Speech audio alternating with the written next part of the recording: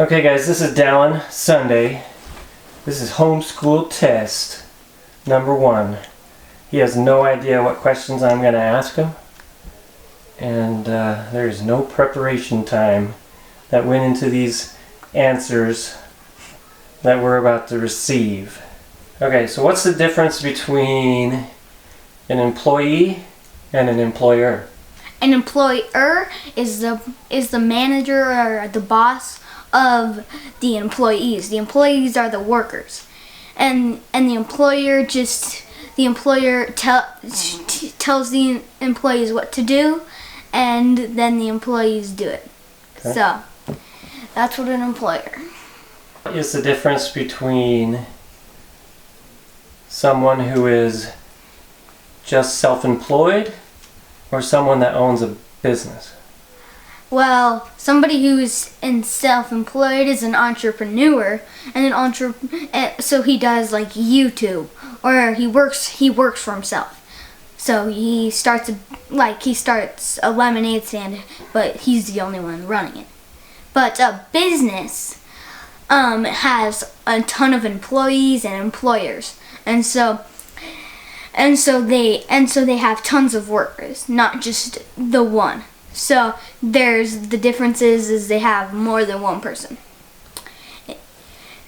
than an entrepreneur. Okay. So a business has more than one person? Yes.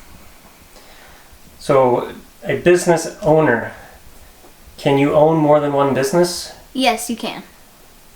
Okay. Does a business owner have to work in the business? No, he doesn't. Explain. Well, a business owner doesn't have to, well, he has to do it to start it. But then once he has employees, he can hire a CEO, and then the CEO will run it for him, so he doesn't really have to do any work except for sign the papers. So, yeah, he doesn't really have to. Okay. What does it mean to take a company public?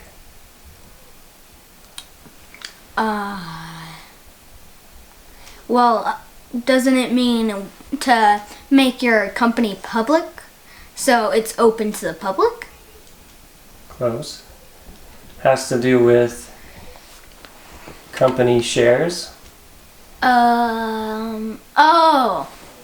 So it's like Amazon, that they are open to the public, right? So people can buy stocks from Amazon. Is that correct? That's correct. Okay, good. So, tell me, will business owners make more money in general than employees? Yes. Why? Because they own the business, and employees just get a tiny portion of what that is. Like for people who work on Amazon, maybe they get $10, $20 an hour, something like that. They don't make a whole ton. But Jeff Bezos, he makes tons of money. He gets all the money, and then he just splits it between all his employees. Okay. And then he keeps the rest. And he gives like all his employees $20 or whatever, and then he keeps the centillion. Okay. So is it fair that business owners make more money than the employees, and why? Well, it is fair because the business owner, he worked and he worked and he worked to create the business. But the employees just decided to help for money. So I think it's fair because he did all the work to start the business and they just decided to start helping. So yes, it is fair. So, what do you think you would want to do? Are you going to be a business owner, a CEO, an employee, and why? A business owner, because the business owner makes the most money, but he does have to do the most work. But then in the end, he makes the most money. So. I want to be a business owner. Okay. Tell me Tell me what an interest rate is. An interest rate is how much extra the bank is charging you. So let's say you take a loan that's $20,000, and then the interest rate is 10%, and so you have to pay 10% of that loan. So 10%, so that's quite a bit, and you can either pay it all at once or pay it slowly. So an interest rate is the extra money that a bank takes from you. Okay. Is it bad to borrow money? It can be, but not if you're being smart about it. Like, let's say I take a loan from the bank that's $20,000 to, well, let's say $200,000, and then I go start a business with it, and then I make that, and the interest rate isn't a whole ton. Then I just take what I make, pay off the interest. And you don't have to pay off some of the loan, but you can. Like, if you have to, you can. You just got to be smart about it. Make sure you're not taking a loan that you can't repay.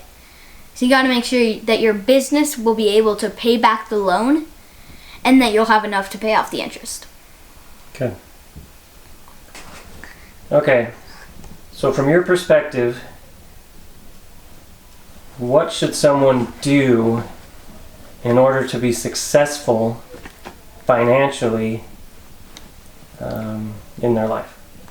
Well, one thing is that they need to be smart about how they're using their money and what they're using it for.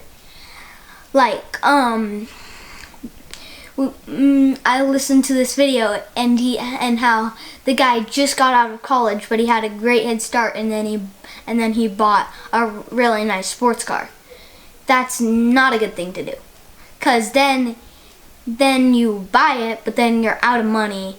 So you want to kind of be careful. You want to use it. You want to make investments. You want to start a business. You want to do stuff before you buy all the luxury stuff. So you want to make sure you have enough money to pay off everything before you go and buy a luxury. So you just don't want to just be spending it right away on luxuries. Give me an example of an investment that someone can make. Well, in general, an investment is where, like, let's say Google. So you invest in Google. That means you own a little teeny portion of Google. And then when Google makes a ton of money, you also make a teeny portion of that. But if you own... What do they call that payout that they pay? If you own a stock and they pay you every so often, what do they call that? I don't know. Starts with a D. You know the word. Have you told me it before?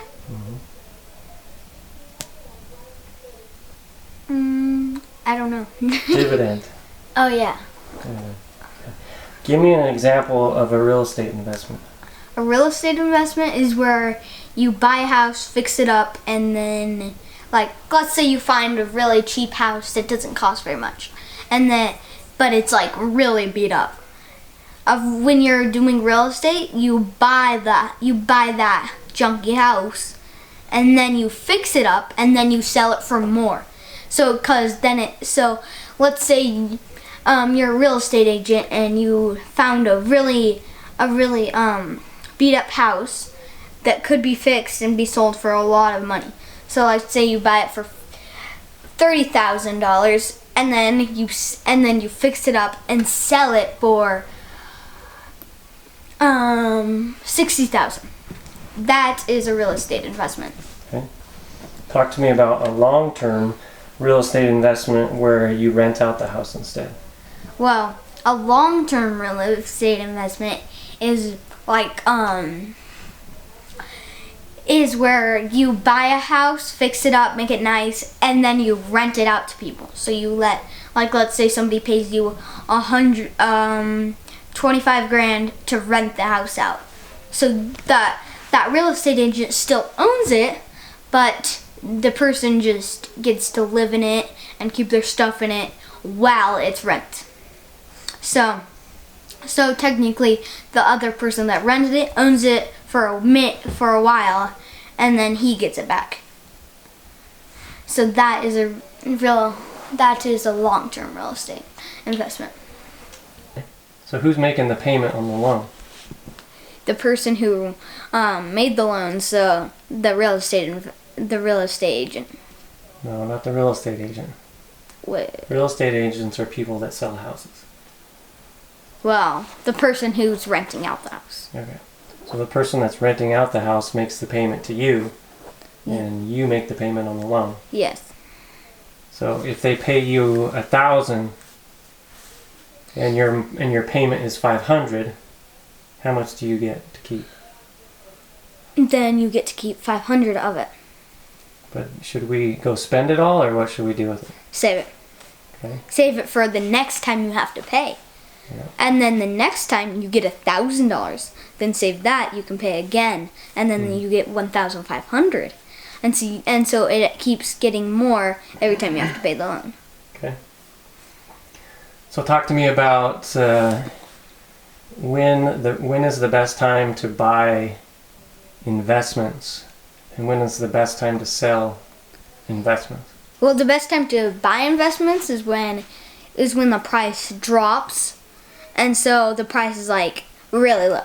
Like it's $2 for a Bitcoin. Like when it's like as low as it goes, and then when the prices go up is when you sell it. And so you get the most money when you sell it, and you have to pay the less when you buy it.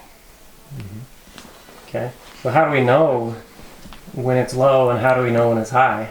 Well, you look at the charts. Okay. What else could we look for? You can look at, you can watch videos, just like live videos of what's happening right now. You can do lots of stuff. Okay. 3 tips for just kids out there for life. Success in life. Not just money, but anything. Well, number 1 is you need to make sure that you have enough money to pay off loans. You have enough money to pay off all of your debts, so you're not, and that you're not just going crazy on your spendings. Okay. So be smart with your money is tip 1. Okay. And don't get addicted to electronics. Why not?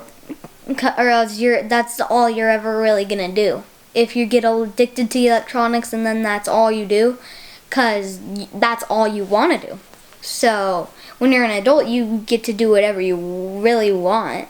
And so if you're addicted to electronics, that's all you want to do, and that's all you will do. Are there adults that are addicted to electronics? Lots. Okay. So what happens when we get addicted to so the tip is don't get addicted to electronics. Or really anything. You don't want to be addicted to anything. Okay. Tip 2, don't get addicted to things that, what? Don't matter. That don't matter. Okay, great tip. How about one last one? Give me a purpose of life type tip. Well, you're here to be tested, and so you want to make sure that you need to make sure that you're spending time doing service and doing stuff for other people and not just yourself. Okay. What's the key to happiness? The key to happiness is to make good choices.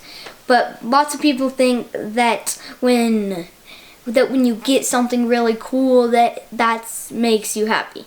Well, it might make you excited, but it doesn't make you happy. Cause it just makes you excited to play with it. But then once you play with it, you give it a few weeks, you play with it for real, and you think it's super fun for 3 days, and then you think it's boring and you never play with it again. So okay. So what's gonna make us happy then? what will make you happy is when you make the right choices and you serve somebody or you just do something nice. So you need to. That's what happy is. Great. Okay, you pass.